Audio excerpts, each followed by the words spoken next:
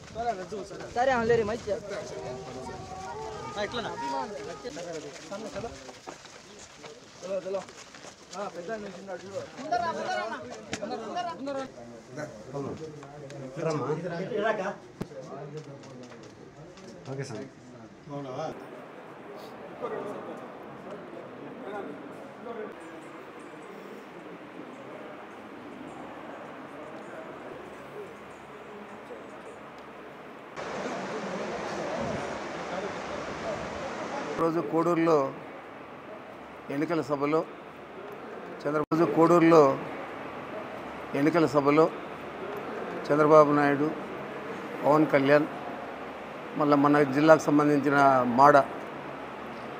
మాడ అంటే రేవంత్ రెడ్డి అసెంబ్లీలో సంబోధించాడు. అది కాదు ఇది కాదు, చూడు బుల్లెమ్మ అని పాట ఉంది కదా, ఆ మాదిరి ఇంకా మాడ కిరణ్ కుమార్ రెడ్డి వీళ్ళు ముగ్గురు కూడా వేరే కార్యక్రమం లేదు. మేము ఈ నియోజకవర్గంలో డెవలప్ చేస్తాము, లేదా మేము రాయలసీమ అభివృద్ధికి పాటుపడతాము, అది ఏది కూడా మాట్లాడకుండా కేవలం నన్ను, జగన్మోహన్ రెడ్డి గారిని దూషించేదే పనిగా పెట్టుకొని మాట్లాడారు. చాలా సంస్కారహీనులుగా మాట్లాడారు. మరి మన మాడ మాత్రం మెడకు గుడ్డ చుట్టుకొని కేవలం సినిమా యాక్టర్ మాడానే తలపించాడు. అది కాదు ఇది కాదు ఇతడు. మరి వీళ్ళకి అజెండా ఏముంది? ఏం కూడా లేదు.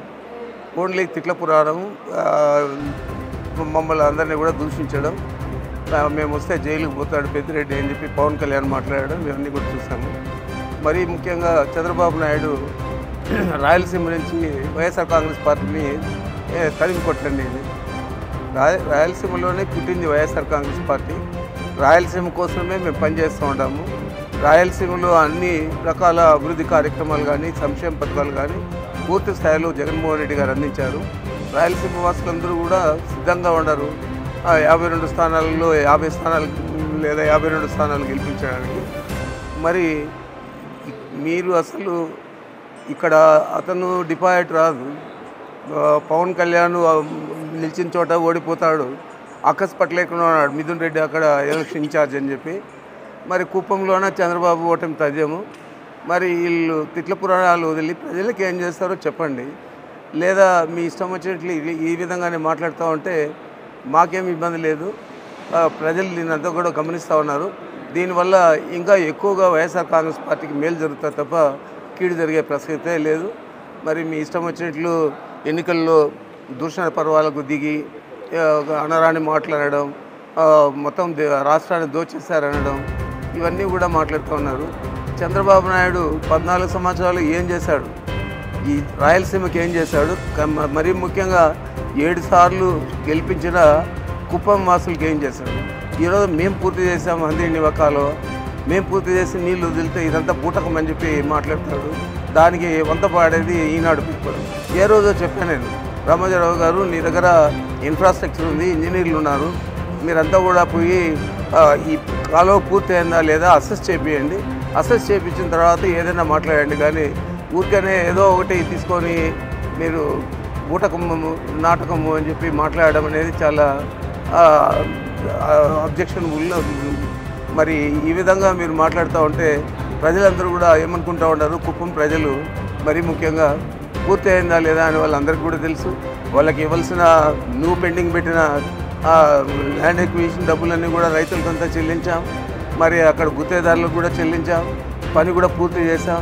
మరి ఏమి చూసి మీరు అట్లా మాట్లాడుతున్నారో అర్థం కావడం లేదు. మీరు అసెస్ చేసుకోకుండా పూర్తి కాలేదు అని చెప్పి అదేదో నేను సాధించాను అని చెప్పి చంద్రబాబు చెప్పుకోలేక పూర్తి కాలేదని మా మీద నిందలు వేస్తూ ఉన్నాడు. అది పూర్తి అయిందా లేదా అనేది ఒక ఇంజనీరింగ్ టీంని పెట్టి అసెస్ చేసి చెప్పాలి. చంద్రబాబు నాయుడు మంచి వ్యక్తి అయితే ఇతను ఎంతసేపటికి అక్కసంతా పట్టలేకుండా ఉన్నాడు. లోకల్ బాడీ ఎలక్షన్స్ ఓడిపోయాయి, సర్పంచులంతా ఓడిపోయారు కుప్పంలో. మరి ఈరోజు మున్సిపాలిటీ ఓడిపోయింది. ఈరోజు మళ్ళీ నువ్వు ఓడిపోతూ ఉండవు. ఆ అక్కసంతా కూడా మా మీద చూపించి మీరు ఇష్టం వచ్చినట్లు మాట్లాడడం ఈ ప్రజలంతా కూడా గమనిస్తూ ఉన్నారు. తప్పకుండా 4వ తేదీ తర్వాత, జూన్ 4వ తేదీ తర్వాత ఏదైతే రిజల్ట్ వస్తుందో అదే ప్రజలు మీకు బుద్ధి చెప్పే పరిస్థితి అని చెప్పి మీకు మనం చేస్తాం.